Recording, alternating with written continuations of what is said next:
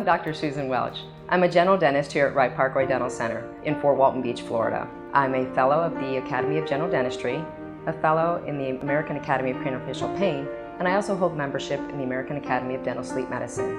I've been practicing for 17 years. The first 7 years I spent in the United States Air Force before entering private practice. What is a tongue retaining device for sleep apnea? It's a soft plastic bulb that you squeeze and stick your tongue into, and it creates suction and pulls your tongue forward out of the mouth, creating a seal with your lips so you can breathe through your nose and have a more open airway at nighttime.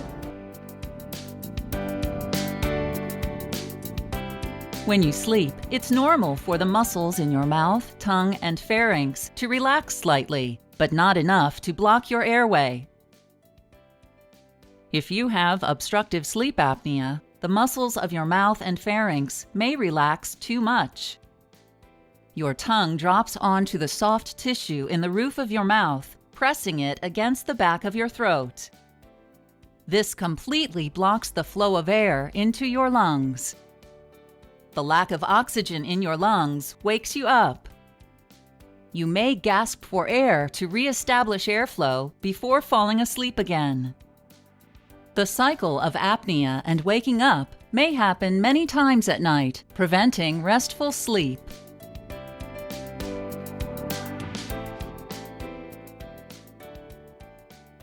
Hello, my name is James and I have sleep apnea. That means when I'm sleeping, I stop breathing. Now, my type of sleep apnea is obstructive sleep apnea. That's when the air passage in my throat and in the back of my nasal passages closes off. It could be due to being slightly obese. It could be due to just having too much flesh. Now, I'm going to do this in the mirror so that I can see what I'm doing, and so can you. Now, this may not look pretty, but this actually works. It's a suction bulb, and it goes in your tongue. I won't be able to speak when I put this on, so just watch.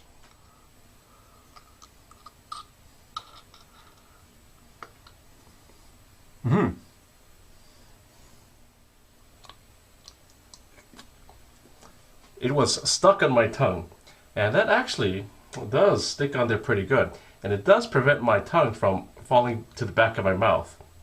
But does it work? Well, I did a test. So I've set up this wireless infrared camera right over my bed, where my head will be, to record on a VCR. And here's me without any device, snoring. You can see that as I'm struggling to get air through my closed off air passages, my neck is constricting. It's a lot of work I'm doing right there. And that's probably actually taking more oxygen to struggle that hard. Here I am with the device in my mouth.